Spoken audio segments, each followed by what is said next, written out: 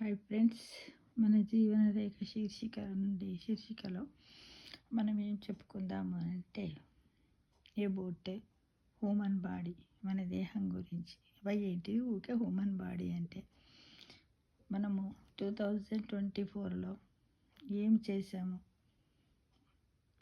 మన ఆలోచన విధానం ఎలా ఉన్నది, మనం ఎలా భగవంతుని ఆశ్రయించాము, ఏంటిది అసలు హ్యూమన్ బాడీని ఎందుకు ఫర్ ఎగ్జాంపుల్ తీసుకుంటున్నాం అనే ఉద్దేశంతో మనం అనుకుందాం ఫ్రెండ్. దాని గురించి ఇప్పుడు మనం మాట్లాడుకుందాం. ఈ శీర్షిక లోపల లైఫ్ ట్రూత్ అనమాట, జీవిత సత్యం. ఓకేనా ఫ్రెండ్స్?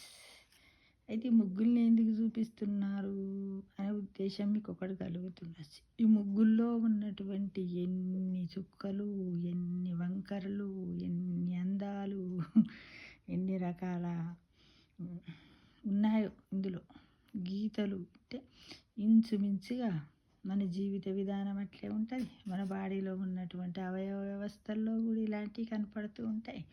అవన్నింటిని కూడా ఈ ముగ్గుల రూపంలో మనం పరీక్షించుకున్నట్టయితే అన్నీ తెలుస్తాయి. ఒకటి ఫ్రెండ్స్, మన దేహం అనేది రెంట్ హౌస్ లాంటిది. మన ఆత్మ పరమాత్మ అనేది మాత్రం పర్మనెంట్ హౌస్.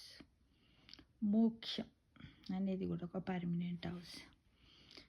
మన ఎందుకు మనది అవుతుంది, మనదే కదా ఈ శరీరం అంటే లేదు. మన దేహం కూడా ఒక రెంట్ హౌస్ లాగానే. ఎందుకంటే మన దేహం లోపల అన్నిటిని పెట్టి భగవంతుడు మనని ఇచ్చి భూమి మీదకి పంపించాడు. మళ్ళీ మనం ఇవన్నీ తీసుకుపోయి ఎడబెట్టాలి. సృష్టిని ఇచ్చినటువంటి సృష్టికర్త ముందు పదిలంగా కాపాడుకుంటారు. ఎలా? పక్కింటోళ్ళ టీపాయి తెచ్చుకొని అవసరానికి ఏమన్నా వస్తువులు తెచ్చుకుంటే ఎంత పదిలంగా కాపాడుకుంటాము, అలా కాపాడుకొని మళ్ళీ తీసుకుపోయి దేవుడికి ఇవ్వాలి. కానీ మనమందరం ఏం చేస్తున్నాం, ఎటుగుడిక రెంట్ హౌస్ అని అంటే మనం రెంట్ హౌస్లో అన్ని వస్తువులతో మనకు ఒక రెంట్ హౌస్ ఇస్తాడు. హౌస్లో మనం అన్ని పగలగొడితే మళ్ళీ ఏం చేస్తాం, అన్నీ కొనిపెట్టాలని అప్పుడే ఉంటుంది కదా. మనకేమని చెప్తాడు, మీరు ఇంట్లోకి వచ్చిరు, ఇప్పుడు ఇక్కడ ట్యాప్ నడుస్తుంది, ట్యాప్ తిప్పి చూపిస్తాడు. ఇక ట్యాప్ ఓకేనా, ఓకే సార్. ఓవెన్ ఓకేనా, ఓకే సార్. గ్యాస్ ఓకేనా, ఓకే. ఇక్కడ టేబుల్స్ ఇచ్చామంట. కొద్దిమంది టేబుల్స్ కూడా ఇస్తున్నారు ఈ మధ్యకాలంలో. ఫ్యాన్ ఇచ్చారు, స్విచ్లు ఇస్తారు, గీజర్స్ ఇస్తారు, ఏసీలు ఇస్తారు. అంటే ఒక్కొక్క రెంటుని బట్టి ఒక్కొక్క రకమైనటువంటి హౌస్ ఉంటుంది కదా. ఇచ్చి మీరు పోయేటప్పుడు మట్టుకు ఏ వస్తువు ఖరాబ్ అయినా ఇవన్నీ మీరు పెట్టి పోవలసి వస్తుంది అని మామూలుగా మనం ఇప్పుడు భూలోకం మీద బతుకుతున్నటువంటి వాళ్ళకు మనం చెప్పి రెంట్కి ఇచ్చి ప్రతి నెల మనం ఏం చేసుకుంటాం, కొంత రెంట్ పే చేయమంటాం. మామూలుగా ఉట్టి ఇల్లు ఇచ్చి 3 గదులు ఇల్లు ఇస్తేనే 3 గదుల ఇల్లు ఇస్తేనే 10,000 ఇవ్వమంటాం. అందులో ఇంకా స్టవ్ ఇచ్చి, వాటర్ ఫిల్టర్ ఇచ్చి, బోరు, ట్యాంకు, ట్యాప్స్, బాత్రూమ్స్ ఇవి మంచిగా ఉంటాయి అనుకోండి ఇండివిజువల్, అదొక 15,000. ఈ విధంగా ఒక్కొక్క వస్తువులు ఎక్కువైనా కొద్దీ రేట్ను పెంచుతూ మనం లాభాన్ని పొందుతాం, అంతే కదా.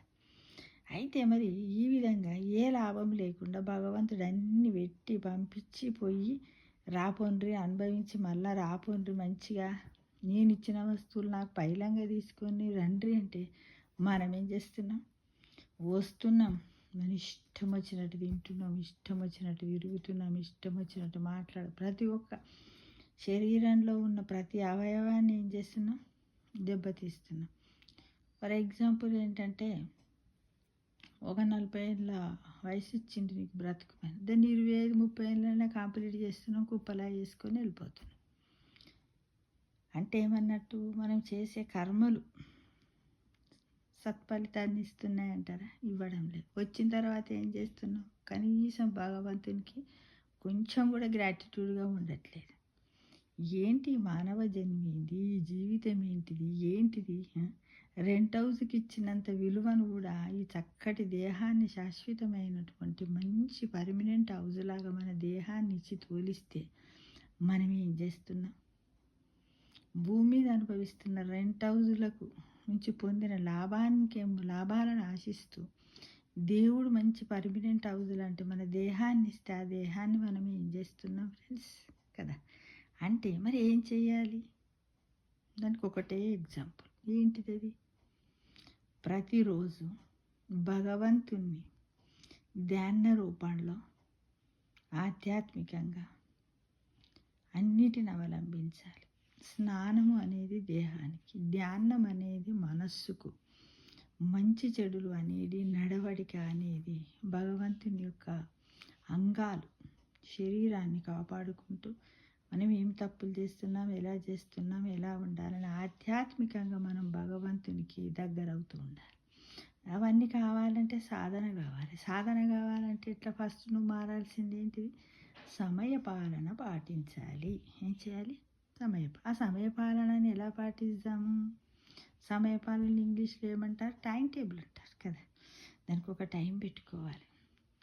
ఉదయం ఎన్ని గంటలకు లేస్తావు, లేచిన తర్వాత ఏం చేస్తావు, తర్వాత భగవంతుని అన్నీ వన్ బై వన్ మనం ఏం టైం పెట్టుకుంటాం? మన ఇష్టం వచ్చినప్పుడు లేస్తున్నాం, ఇష్టం వచ్చినప్పుడు తింటున్నాం, ఇష్టం వచ్చింది తింటున్నాం, ఇష్టం వచ్చిన అవయవాన్ని. అంటే మన ఇంట్లో ఉన్నటువంటి వస్తువులు అయితే ఎలా ఖరాబ్ అయితే మలవారేసి తెచ్చుకుందాం అనుకుంటున్నామో, ఇప్పుడు మానవుని యొక్క దేహం కూడా అలానే అయిపోయి అవయవాలు పోతే మళ్ళీ వాటిని అన్నిటిని పెట్టించుకుంటారు. పండ్లు పోతే పండ్లు పెట్టించుకుంటారు, కిడ్నీలు పోతే కిడ్నీలు పెట్టించుకుంటారు, గుండెలు మార్పిడి జరుగుతుంది, మూత్రపిండాల మార్పిడి జరుగుతుంది, లంగ్స్, కాలేయం ఎవ్రీగా జరుగుతుంది. ఫ్రెండ్స్, ఇది ఎంతవరకు కరెక్ట్? ఇది ఆలోచిస్తే చెప్పండి. అంటే మనం ఏం చేయాలి? ఇంత అందమైన జీవితాన్ని ప్రసాదించిన భగవంతునికి మనం కృతజ్ఞత తెలుపుతూ వాటిని కాపాడే బాధ్యత మన అందరి మీద ఉంది. పోనీ ఇక ఫాస్ట్ ఈజ్ ఫాస్ట్.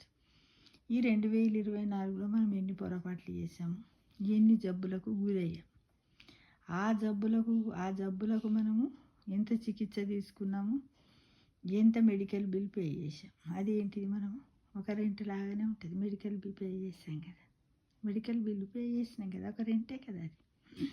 ఆ పేమెంట్ ఇప్పుడు ఈ 2025లో అప్పుడు చేసినటువంటి పొరపాట్లను చేయకుండా మనము మన జీవితాలను చక్కబరుచుకుంటూ ఎంతవరకు మనము వీటిని సఫలీకృతం చేసుకుందాము, ఇక నుండి అయినా మనం టైం టేబుల్ చేసుకుందామని ప్రతి సంవత్సరంలో కొన్ని మార్పులను చేసుకోవాలి.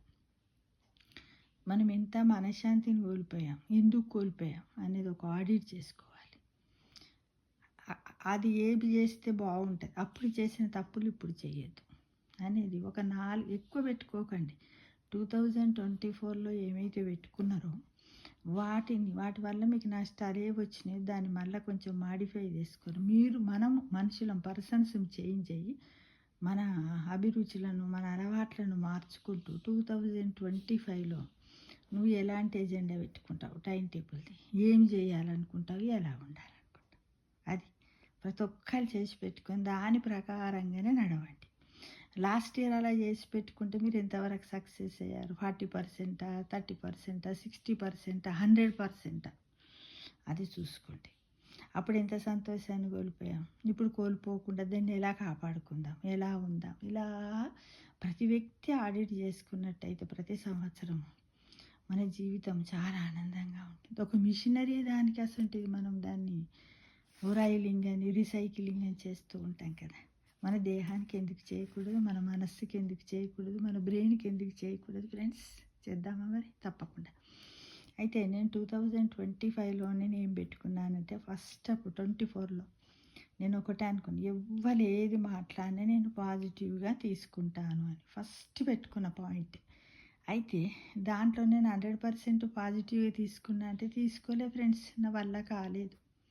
ఒక 70% పాజిటివ్గా తీసుకున్న, 30% తీసుకోక అప్పుడప్పుడు నేను చాలా ఫీల్ అయ్యి బాధపడ్డాను ఫ్రెండ్స్. అంటే చూడండి, సక్సెస్ కాలేకపోయాం. తర్వాత నెక్స్ట్ ఏంటంటే, దేవుడికి సంబంధించినటువంటి టైం టేబుల్ను కరెక్ట్గా పాటిద్దామని అనుకున్నాను. దాన్ని మాత్రం 80% పాటించాను ఫ్రెండ్స్, 100 కానే కాదు. నెక్స్ట్ ఇంకొకటి ఏంటంటే, డైలీ వాకింగ్ చేయాలనుకున్నాను. డైలీ వాకింగ్ చేయాలి, యోగా, ధ్యానం, ఎక్సర్సైజ్, అవి మాత్రం 90% సాధించాను. ఇంకొకటి నెక్స్ట్ ఏం జరిగిన, వేళకి ఇదే టైంకి నేను భోజనం చేయాలి. ఒకవేళ భోజనం లేట్ అయ్యి కొన్ని సిచ్యువేషన్ లేదని అయినట్టయితే 50% ఫుడ్డే తీసుకుంటా, కానీ మొత్తం తినను. శరీరంలో ఉన్న అవయవాలను బాధ పెట్టను అనే విషయాన్ని కూడా ఎజెండాలో రాసుకొని దాన్ని దాన్ని 90-100 మధ్యలో ఇంప్లిమెంట్ చేశాను ఫ్రెండ్స్. ఇక ఏంటంటే ఇక కొన్ని ఆర్థిక ఇబ్బందులు మట్టుకు ఆర్థికమైనటువంటి ఖర్చులను ఎంతో అవసరమైతేనే పెట్టాలి, ఎంతో దగ్గర వాళ్ళైతేనే వెళ్ళాలి, ఎంతో అది అని అనుకున్నాను. మెడికల్ బిల్ కూడా ఎక్కువ పెట్టలేదు. అంటే ఈ విధంగా ఒక ఆడిట్ లాగా ఒక ఎజెండాను రాసుకొని అవి చూసుకుంటే అందరిలాగా నేను జనరల్గా సీజనల్ జబ్బులే వచ్చినాయి తప్ప ఎలాంటి వైరస్లు అవి ఇవి సోకలేదు. నేను షుగర్లు బీపీలు ఏమీ రాలేదు, నార్మల్గానే ఉన్నాను. కాబట్టి దాన్ని కూడా 95% హెల్దీ అని తీసుకోవచ్చు ఫ్రెండ్స్. ఎందుకంటే కార్పొరేట్ హాస్పిటల్కి లక్షలు పే చేయలేదు. అది అయితే మరి ఇప్పుడు 2025లో నువ్వే ఓవరాల్గా చూసినట్టయితే ఇప్పుడు నేను చెప్పినవన్నీ ఓవరాల్గా చూస్తే 80-95 మధ్య 80-95 మధ్యలోనే వస్తుంది నాది. కానీ 100% రావట్లేదు ఇప్పుడు. లేదు, A+ గ్రేడ్లోనే ఉన్నాను ఫ్రెండ్స్ నేను. ఓకేనా? ఇది 2024 యొక్క ఆడిట్ నాది. ఇప్పుడు 25లో ఏం చేద్దాం అనుకుంటున్నావు అనేది క్వశ్చన్ కదా. ఇప్పుడు కూడా 25లో ఫస్ట్ ఏంటంటే మన 70% సాధించాను కదా. ఇప్పుడు 100% పాజిటివ్ ఉండడానికి నంబర్ 1గా రాసుకుంటున్నాను. నంబర్ 2 ఏంటిదంటే హెల్త్ కాన్షియస్ ఎక్కువగా ఉండి హెల్దీ డైట్ తీసుకోవడానికి. కొంచెం ఏజ్ పెరుగుతున్న కొద్దీ మనకు ఇంకా ఏంటంటే క్వాలిటీ ఫుడ్ తీసుకోవాలి, క్వాంటిటీ ఫుడ్ తీసుకోను అనేది ఇదొకటి పెట్టుకుని. 3వది ఏంటంటే ఎకనామికల్ స్టేటస్ని బట్టే ఖర్చులు పెడతాను. అందరి ఫ్రెండ్స్కి అందరితో హ్యాపీగా ఉండడానికి కమ్యూనికేట్ అవుతాను ఫ్రెండ్స్. దేవుడిది మాత్రం అట్టనే కంటిన్యూషన్ చేస్తాను. ఇంకొకటి ఏంటంటే ఈ ఫుడ్డులో కూడా ఈవినింగ్ టైం కూడా కొంచెం ఫ్రూట్స్ ఎక్కువగా తీసుకోవడానికి ప్రయత్నం చేద్దామని అనుకుంటున్నాను. తప్పకుండా చాలా, ఎందుకంటే ఎక్కువ మట్టుకు చాలామందితో హ్యాపీగా గడపడానికి కూడా ప్రయత్నం చేయాలని ఈ 2025లో ముఖ్యంగా నేను పెట్టుకుంటూ ఉన్నాను. ఆల్వేస్ బీ హ్యాపీగా, ఆల్వేస్ బీ పాజిటివ్గా 100% సాధించాలి.